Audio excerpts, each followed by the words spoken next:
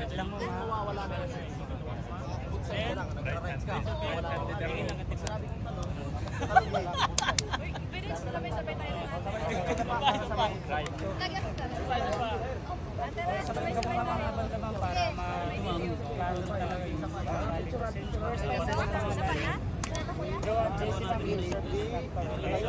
pagsakayan. Okay, so dapat mauna natin gagawin.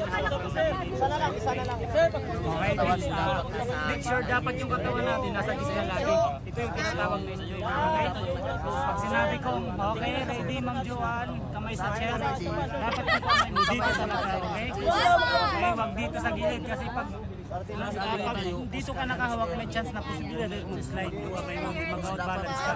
So, dito dapat sa chest, okay? So, pag sinabi kong ready, tayo, dapat yung pa nakatustap. First push up, right or left? Right ka o left? Right. Para mag-chest.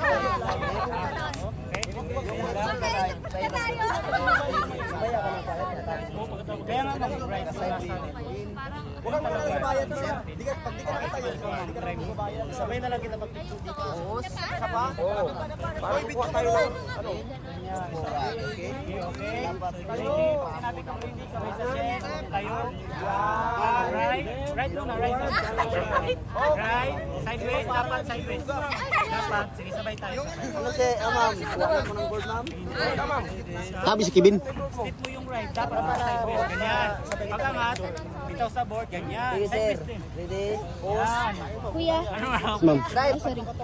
Kasi parang sobrang sila masyado. Pag nalubat, okay lang, di ba 20 mag-isa i-maximize nyo lang tayo hanggang mapatay. Ah, sige ma'am. Ulit, Ulit, sir.